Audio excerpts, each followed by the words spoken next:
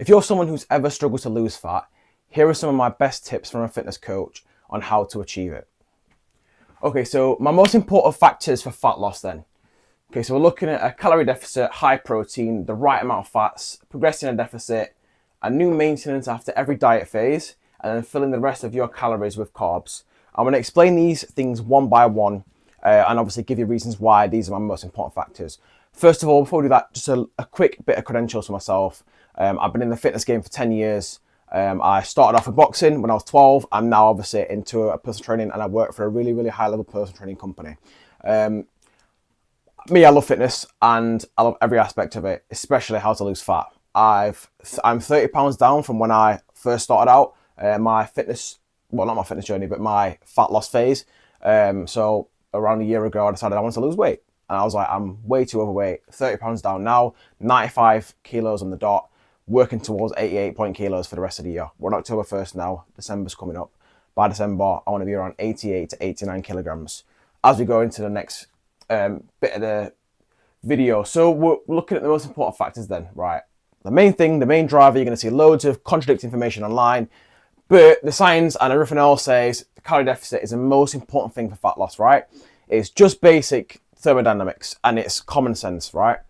Like you'll see, and when I was uneducated, I fell into a lot of this myself. Fad diets, low carbs, all that other stuff, right? Calorie deficit, you got more energy going out of your body than it's coming in. So what's going to happen? Your body needs another energy source, which taps into fats, given your protein's high and you're training hard to maintain muscle mass, right?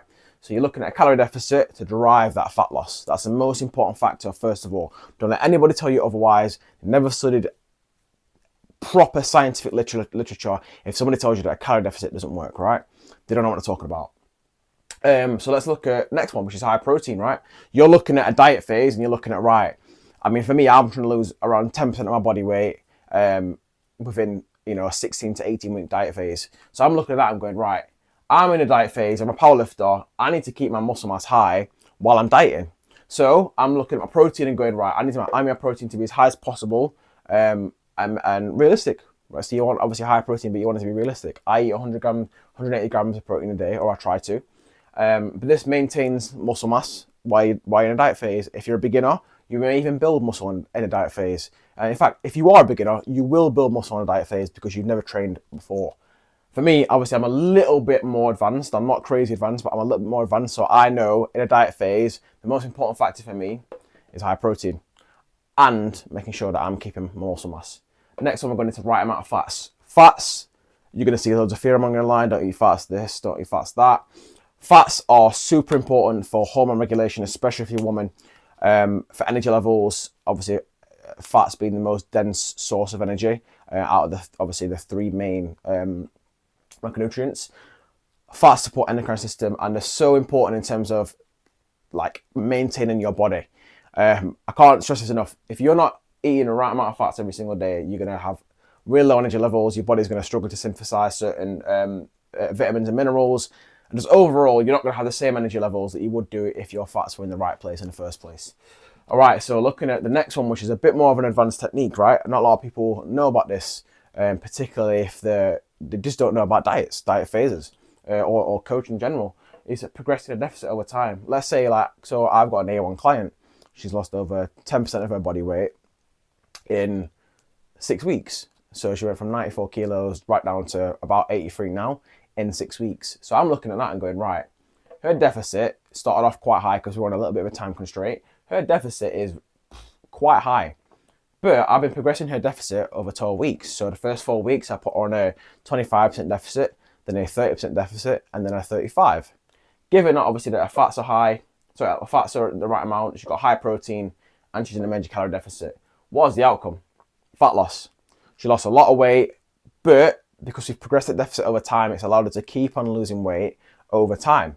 Obviously, at some point, this diet needs to end, which is why we work on the next one, which is a new maintenance after every diet phase, right? So looking at 12 weeks, or if someone loses a lot of weight in a short amount of time, you then put in a small diet break to give their body a little bit of a chance to recover.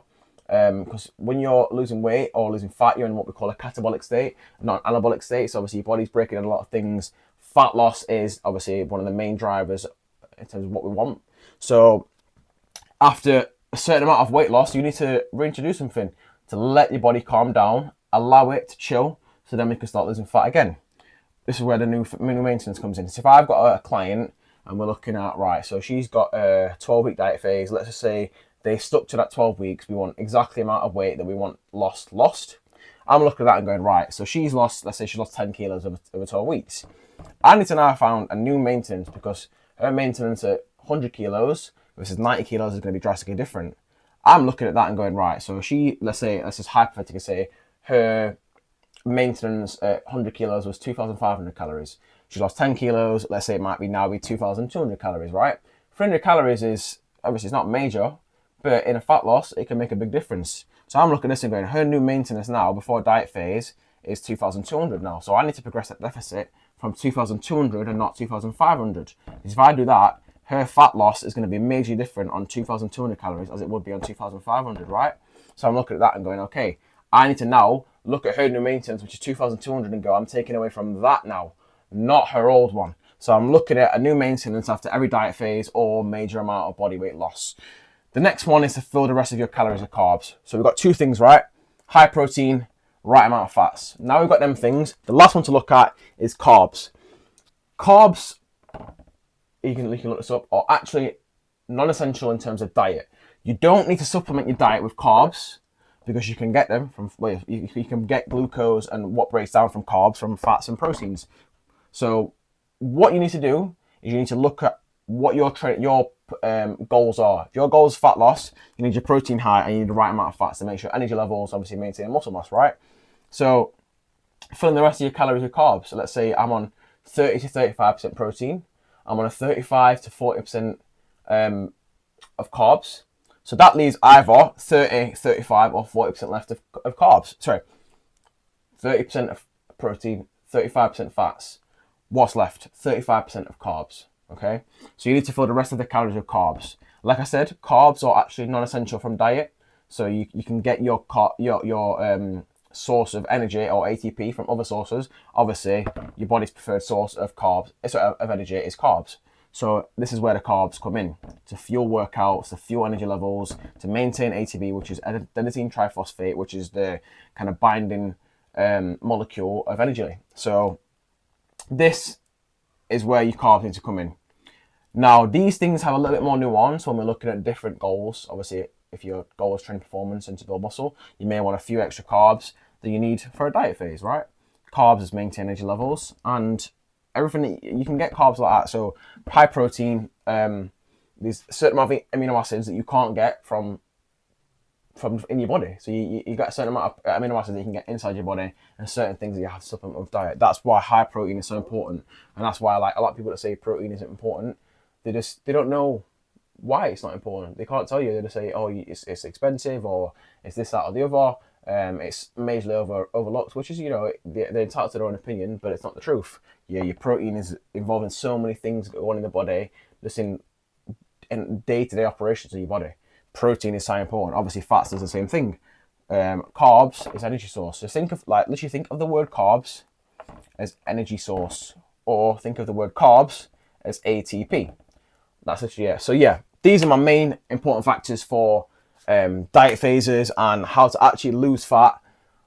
And yeah, so for me, I'm obviously working down towards 89 kilos now from where I'm at now. Hopefully the next 8 to 10 weeks, and I'm looking at these and going, these are all the factors that I'm looking at. I'm going, right, I'm calorie deficit, I need high protein, I need my fats relatively high, I'm progressing the deficit over time, I need a maintenance. Now I've lost a little bit more weight, so I've lost 5 kilos. So I'm not around where I would probably add myself in that. I'm at a new maintenance phase in, so I'm still progressing my deficit, but around that 10 kilo mark, which will be 100 kilos to 90 kilos. So when I get around that 90 kilo mark, I'll be looking at this and go, I need a new maintenance now. Also, obviously, filling the rest of my calories with carbs. Obviously, a powerlifter still needs some element of performance. So my carbs and my fats are probably a little lower than would be optimal, but still enough where I'm getting enough fats where I'm still, my energy levels and my hormones aren't affected by this, right? And the rest of it's filled with carbs. So yeah, that's the video. Thank you for watching and take care.